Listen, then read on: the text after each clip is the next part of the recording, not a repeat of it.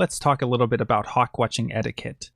So first of all, the atmosphere of a hawk watch varies from site to site and from day to day, depending on how many birds there are, how many people there are, and what the personalities are. So the best strategy is normally to follow the rule, when in Rome, do as the Romans. Go and just kind of get a feel for the situation and then act appropriately based on that.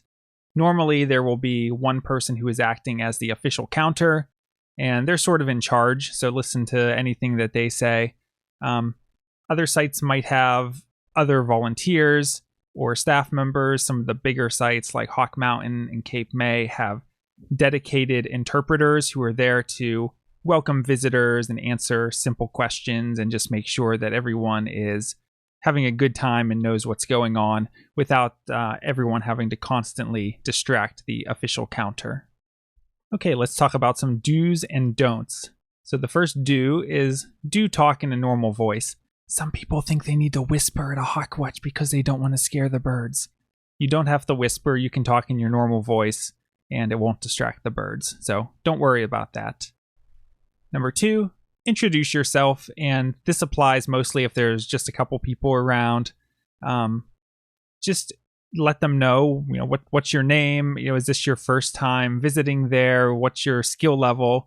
Just some basic information like that really helps to know the counter, lets the counter know how to interact with you, what birds to call out, how much teaching to do, things like that. So it does help. Plus it, it breaks the ice. It makes things a little less awkward than if someone just comes up and sits down without saying anything. Now, when you're at a bigger hawk watch on a really busy day, maybe this rule doesn't apply just because there's so many people. But for small groups, it's generally good to introduce yourself. The next one I sort of already covered. Follow any requests made by the official counter or others in charge. And normally this isn't a big deal. I can't really think of any times I've had to request that people change their behavior. But just understand that the official counter is sort of the person in charge. So listen to what they have to say. If there's a specific species that you're hoping to see, whether that's a raptor or some other kind of bird, let people know that that's what you're looking for. That way, when they see one, they'll make sure that they call it out and they'll say, oh yeah, who was the person looking to see the red-shouldered hawk? There's one right here. So that's a good idea, and it's perfectly acceptable to do that. Likewise, if everyone's watching a bird or a bird was called out and you want to see it, but you can't quite find it, it's perfectly acceptable to say, where is it again? I'm not on it yet. Can you help me out? And people are generally pretty good about making sure that everyone who wants to get on a bird is able to, especially for rarities. And also feel free to ask questions about raptor identification. Now, if it's only the official counter and they're kind of busy because it's a busy day, they might not have a ton of time to explain things, but in general, it's appropriate to ask identification questions. Do call out birds that are migrating past if you think that no one else has seen it yet. It's a big sky, and sometimes the counter is looking off in a different direction, maybe trying to identify a distant bird, and you see that there's a bird migrating right overhead, and you don't think anyone has called it out yet. Even if you don't know what it is, you can say, oh, there's one up here. And, that's a good way that you can help even as a complete beginner, just by being an extra set of eyes to help cover the sky. And the last do is do have fun and make friends.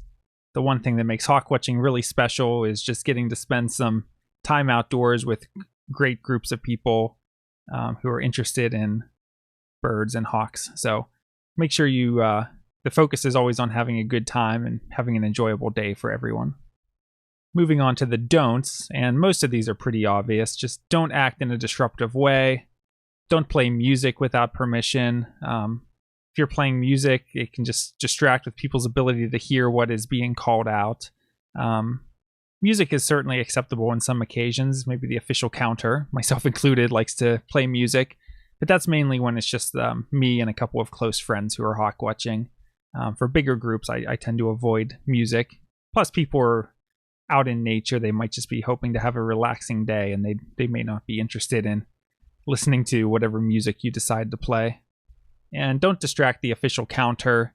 And this kind of depends on how busy of a day it is and how many people are there. But especially if it's a busy day, the official counter might be able to chat a little bit, but if you're constantly trying to show them your vacation pictures or whatever, just understand that they have a job to do, and it's not looking at your vacation pictures, it's counting hawks.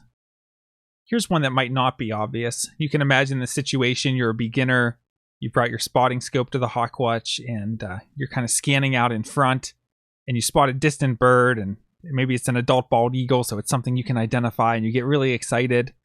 I would avoid calling out too many birds that are like way off in the distance in front.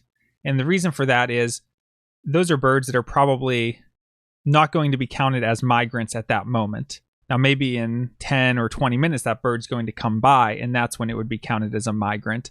So the one thing you want to avoid is distracting everyone, especially the official counter, and making them look at really, really distant birds that, even if they identify it, they're not going to count it as a migrant at that moment. They're more focused on the birds that are going by at the current moment.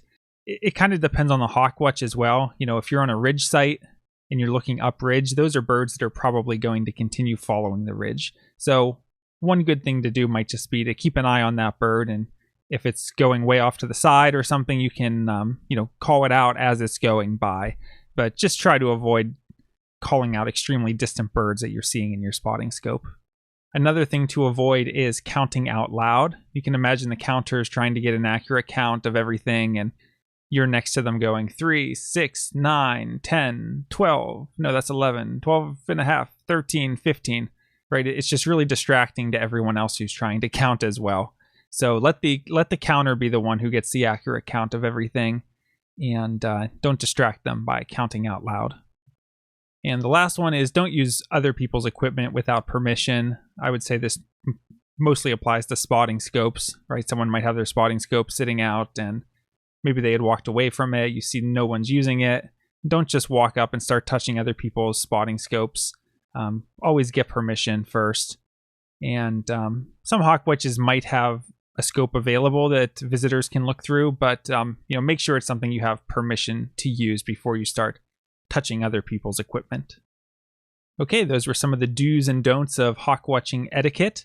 If you can think of any others, or if you have any questions, feel free to leave them in the comments. From Lyco Birds, this is David Brown. Thanks for watching.